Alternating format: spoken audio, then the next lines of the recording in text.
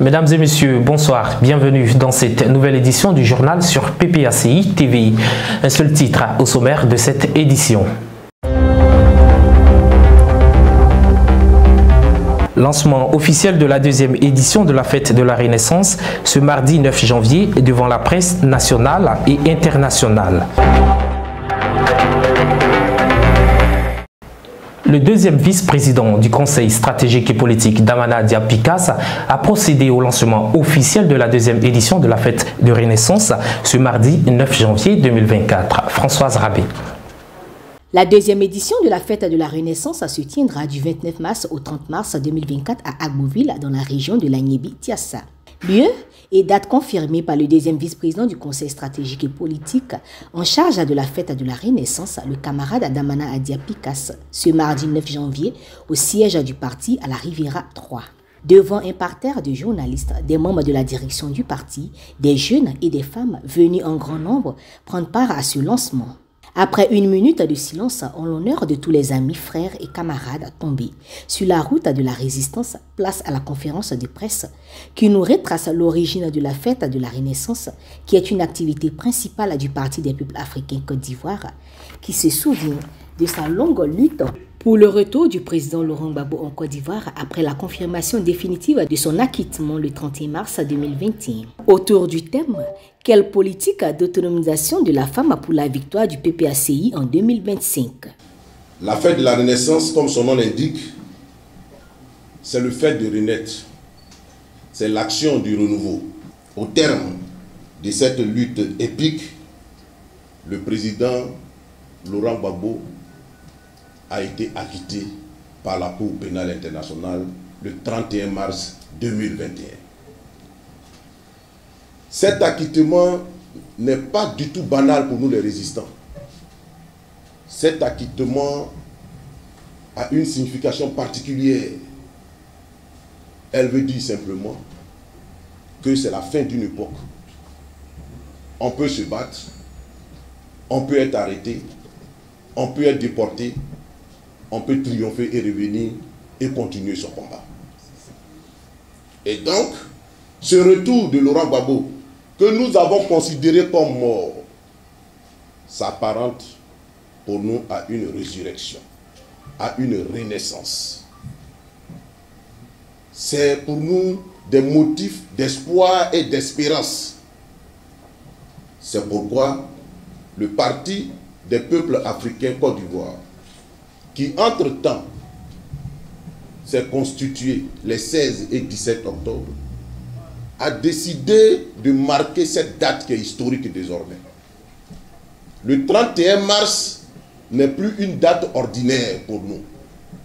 Le 31 mars est une date particulière que nous marquons d'une pierre blanche.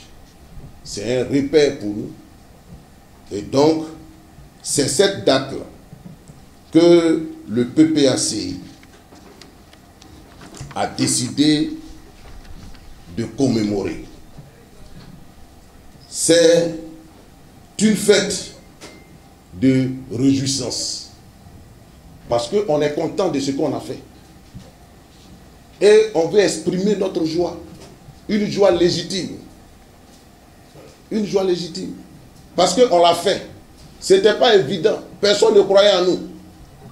Mais nous y avons cru. Oh, mais il y a eu tellement de sacrifices consentis.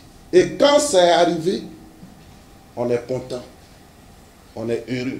Et on veut manifester cette joie. Nous avons fait la première édition l'année passée. Ça a été un succès total, tant du point de vue de l'organisation que du point de vue de la mobilisation. Et le président y était, il découvrait le Bougon après 10 années de déportation. Les militaires également étaient heureux de se retrouver, de se congratuler, de se saluer, de s'embrasser, de se féliciter.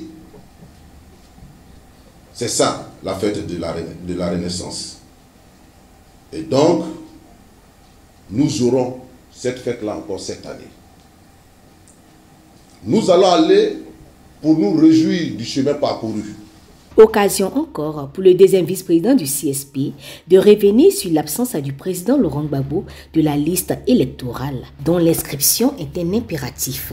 Le PPACI demande, avec insistance donc, une nouvelle commission électorale indépendante, autrement formulée, qui respecte les grands équilibres politiques et qui peut organiser des élections justes, équitables, transparentes et inclusives. Cette exigence démocratique passe par un audit également de la liste électorale qui verrait la réinscription du président Laurent Gbagbo sur cette liste. Car, mesdames et messieurs les journalistes, il est moralement inacceptable et politiquement dramatique que son Excellence le président Laurent Gbagbo, celui qu'on a appelé ici le père du multipartisme, le père de cette jeune démocratie en gestation en Côte d'Ivoire, ne puisse même pas élire, sinon participer à la désignation du maire de Cocody, dont il est un concitoyen. Laurent Gbagbo habite Cocody et il y a les élections municipales. Il ne peut même pas désigner le maire de Cocody. Nous pensons que c'est une situation incompréhensible, qui ne s'explique pas. Qui ne s'explique pas. Et personne ne peut expliquer cela. Surtout que Laurent Gbagbo, qui a été accablé de tous les maux, sort triomphalement d'un procès international. Et ce ne sont pas ses amis qui l'ont jugé. Ce ne sont pas du tout ses amis. Comment ce Laurent Gbagbo-là, auréolé de ce triomphe, où il a été acquitté, totalement blanchi de toutes les charges retenues contre lui, on puisse venir dire que, à la faveur d'un braquage imaginaire, on le sanctionne et il est déchu de ses droits civiques et politiques, et donc il n'est plus un citoyen normal au même titre que les autres. Nous pensons que la politique, il faut la faire avec de l'éthique, avec des vertus. On ne peut pas accepter que Laurent Gbagbo soit longtemps dans cette situation politique et juridique incompréhensible. Réjouissance, oui, mais instance choisie du bilan et des perspectives. Le PPACI, quelle politique d'autonomisation de la femme pour la victoire aux élections présidentielles de 2025? Les femmes sont une entité importante et le président leur accorde une place importante dans son action politique. Nous allons nous réjouir du chemin que nous allons parcourir. Nous allons nous réjouir des victoires que nous avons obtenues. Mais nous allons également nous interroger sur le chemin qui nous reste à parcourir. Car ce chemin est encore long. Il est même très long. Et surtout rocailleux, parsemé d'embûches. Cette fête sera donc l'occasion toute trouvée pour nous de nous mobiliser à nouveau, de resserrer notre cohésion et de proclamer notre réengagement en faveur de la lutte pour la démocratisation de ce pays. Les acquis démocratiques se rétrécissent comme une peau de chagrin. Les libertés individuelles et collectives reculent. Les conditions de vie des Ivoiriens se dégradent de jour en jour. Le PPACI, le Parti des peuples africains, parti des défis, parti des masses populaires et laborieuses, ne peut pas rester indifférent et inactif. Nous attendons donc une mobilisation sans précédent, plus impressionnante que Figaro 2023. Et cette mobilisation sera pour renforcer notre influence sur la scène politique ivoirienne. Ainsi donc, militants, militantes, sympathisants du PPACI, amis panafricains qui viendront du monde entier, sont attendus à Agboville, la capitale de l'Agnébi-Tiassa, pour la célébration de la renaissance, du renouveau, mais surtout la célébration de la vie, car nous y avons cru et nous y sommes arrivés. Le Conseil politique permanent CPP a tenu son assemblée plénière extraordinaire ce mardi 9 janvier 2024 au siège du parti. Cette assemblée convoquée par le président du Conseil, Léon Monnet Emmanuel, avait 2 points à l'ordre du jour. Rapport du comité ad hoc, adoption du mémorandum relatif à la saisine du parti. La jeunesse du quartier Zo, sous-quartier de la commune de Cocody, a honoré le député de Cocody, Kétil Assiné, ce dimanche 7 janvier 2024. Les détails avec Ange Abraham. C'est à travers le sport, facteur de rapprochement et de cohésion sociale, que les jeunes de cette partie de la commune de Cocody ont exprimé leur reconnaissance à l'honorable Lansine Soumaoro Kéti pour les services rendus. Le député de Cocody était parrain de la finale qui a opposé deux équipes du quartier. Il s'agit des Bleus et des Rouges. Au terme du temps réglementaire, les Bleus l'ont emporté 4 buts à 1.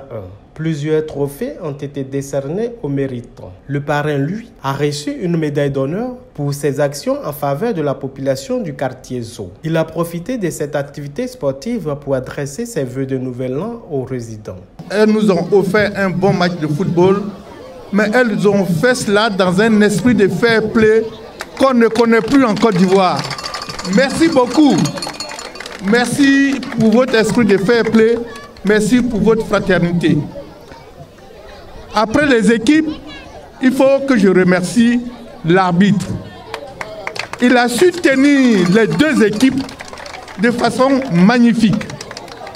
Il a été juste, il a sifflé quand il fallait siffler, il n'a pas sifflé quand il ne fallait pas siffler. Monsieur l'arbitre, merci pour nous avoir donné une leçon d'arbitrage. Nous sommes au début d'une nouvelle année.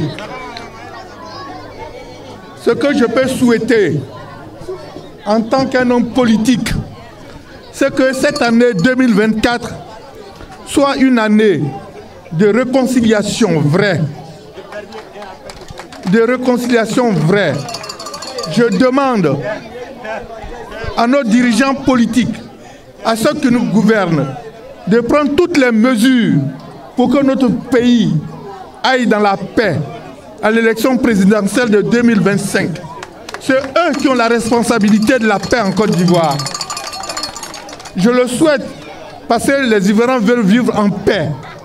Je le souhaite parce que notre pays, qui est leader dans la sous-région, ne peut pas être toujours dans un état de belligérance. C'est ce que je souhaite d'abord pour notre pays. Ensuite, pour toutes les familles de Côte d'Ivoire, je souhaite la santé, la prospérité, l'entente entre les familles. Je prie Dieu pour que tout ce que je viens de dire se réalise. Chers amis, je suis votre député et je suis avec vous. Je suis avec vous aujourd'hui, demain et toujours, si vous me donnez l'occasion d'être député encore. Le vice-président du CSP souhaite pérenniser la complicité vieille de plusieurs années avec les habitants de ce quartier précaire. Il leur demande donc de ne point hésiter à le solliciter quand besoin. Cette initiative a mis le baume dans les cœurs de ce côté du Zo. Dans un rapport publié sur son site internet, la Cour des comptes a révélé d'importantes malversations financières, notamment celles liées à la délivrance des cartes d'identité, des cartes de séjour, de résidence, ainsi que des passeports.